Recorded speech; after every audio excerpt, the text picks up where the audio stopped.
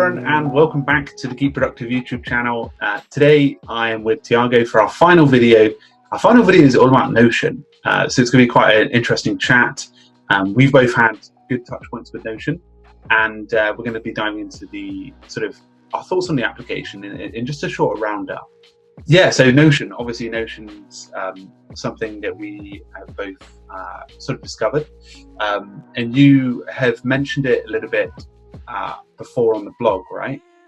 Obviously we've had a chat about it. What are your current thoughts on the application? Yeah, I have a lot. Yeah. So I think the way that people are thinking about Notion is kind of wrong. Okay. Why is that? So Notion has partially on its own, itself kind of framed itself as a note-taking app. Yeah. Right. And many other people have framed it as a note-taking app. And I think a big reason for that is that note-taking is sort of easy to sell. It's easy to kind of explain. And I'm sure part of it is also taking advantage of, which is a smart move, of some of the user dissatisfaction of Evernote.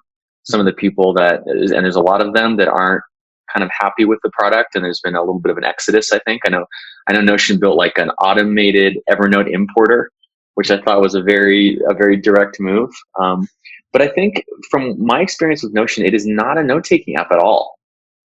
The key. Yeah. So put it under though. So I think it is much more related to, it really is attacking Google Docs. Much closer to Google Docs.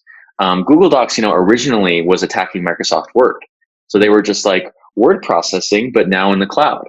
Right. But if you look at the way that people use Google Docs, much of the time it's something like a dashboard, right? You're not like writing like novels and like long things of text like you would in word processing. You're creating something that's a little more permanent, right? It has, say, links to all the photos you're using for an event, or it has, the details for a project, or you're using it as a team to-do list or something like that, right?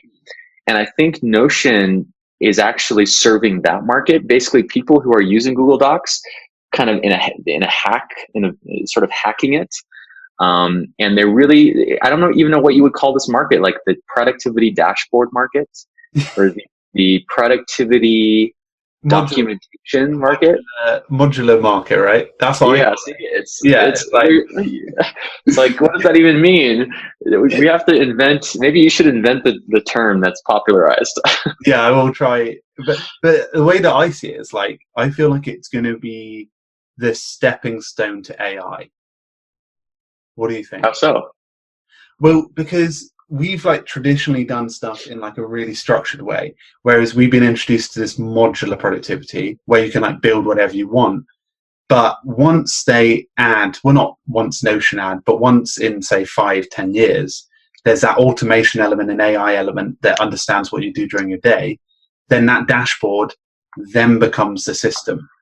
That's just like, I don't know, I'm maybe thinking a bit too far ahead. No, I like it. I mean, I think that's what all these apps are sort of preparing for, or they should be preparing for. Is machine learning is gonna wash over this industry like a tidal wave. Yeah. I mean, it really, like, so much of what we do, like we just did our things video. So much of like this little like tagging, and then filing, and then like I as a human really shouldn't be doing. I should not be responsible for that. I currently have to be because we don't yet have an algorithm that can understand what those things mean. Yeah. But I think AI is definitely gonna change a lot. Yeah. But won't that like, because like I say there's like a cult of productivity, right? Like where we're obsessed with the way that we do stuff.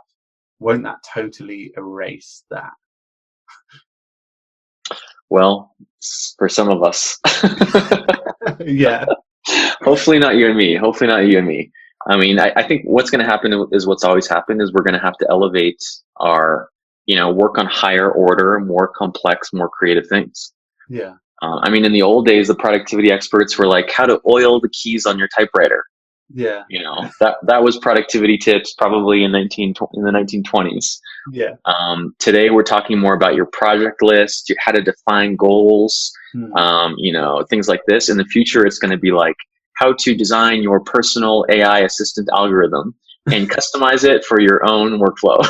Yeah, that's it. Yeah, it will do everything you need it to. Yeah. You just have to be very nice to it and speak really politely. Yeah, that's it. Don't swear at it. And but like going back to Notion, like it. What do you think of it? Like, do you rate it? Do you like actually recommend it these days to people? Because that obviously is starting to sort of fall into the second brain category slowly, right? Yeah, it is. I'm slowly learning about it, watching videos here and there. I have a small group of sort of people I'm watching. You're one of them. There's like Maria Aldre. There's, a few of the other names are escaping me. But I have a Slack workspace for Forte Labs, and they created a channel called Notion only for talking about Notion. And it's like the most active channel. Oh wow. Okay. You should jump in there. You should jump in there and join the party. Pick me up. Yeah. But basically they've all taken my course. They're getting my ideas and applying them to Notion. Yeah. And so for now, I'm just letting them do that and kind of waiting to see if anything really remarkable emerges. And if it does, then I'll integrate it somehow. Like this is how the ecosystem works. We all kind of watch each other and borrow things from each other. Yeah. In the future, I may do sometimes I do special editions of Building a Second Brain where I teach people to build their second brain in X. Yeah. I've done that in the past with Microsoft OneNote. But I might do that with Notion. So I don't know. I'm keeping an open mind, but for now, I'm focused on just really note taking itself, which to me, the key criteria is effortless capture. Right. The very essence of notes is that it's not like this database entry. You're just whipping out a little note, writing just something there, very casual, very informally, whatever it is, and then just saving it. And I save, a dozen notes. Actually, no, a few dozen notes a week, and Notion doesn't seem, and often I don't know where those notes will end up for months or years. They go into different notebooks, and then over time I figure out where they belong. And Notion doesn't seem like that sort of effortless quick capture.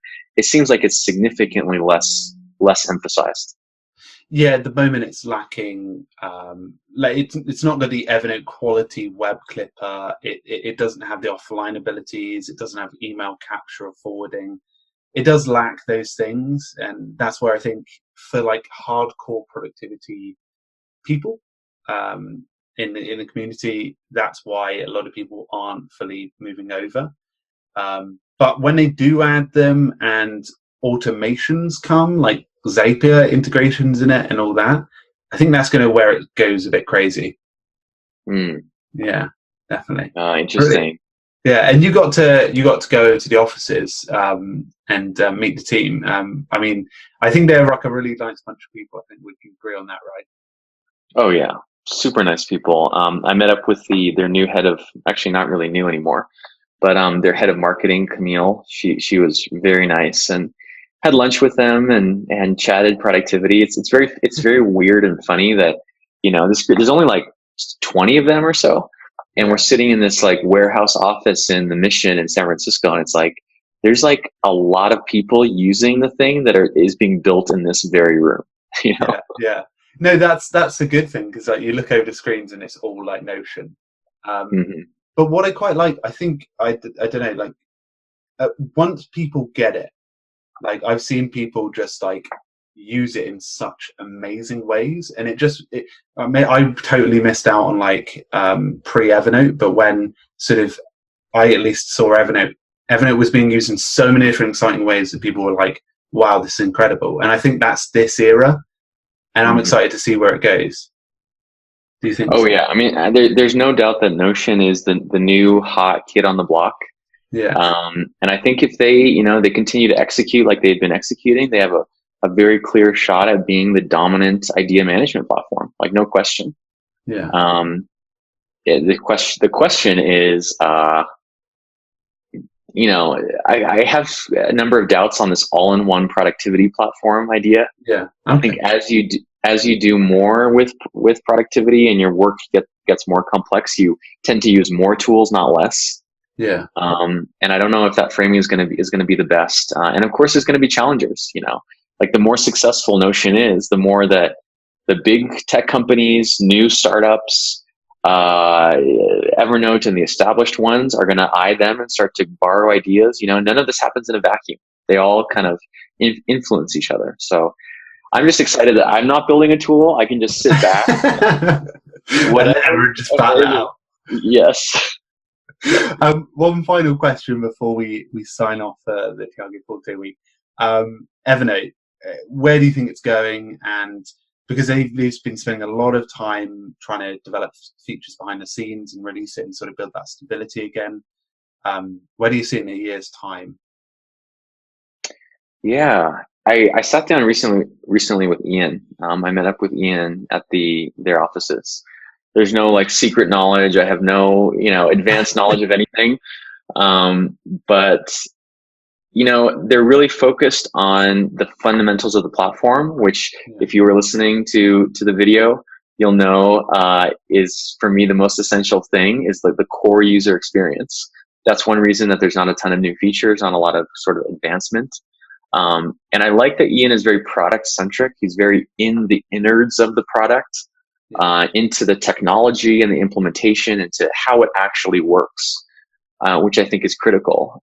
So I have a lot of confidence that they're going to emerge. They have a great culture, an incredible user base, an incredible community of certified consultants and content creators. I'm one of them.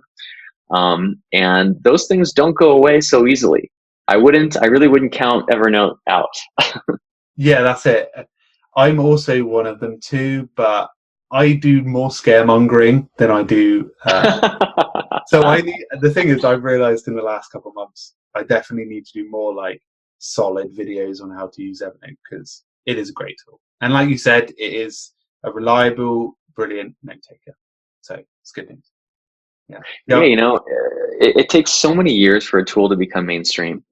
Like from the time you first launched to actually being something that, the people that listen to your channel that are in my audience tend to be super early adopters, people who are willing to try something that is barely, working, unproven, unvalidated.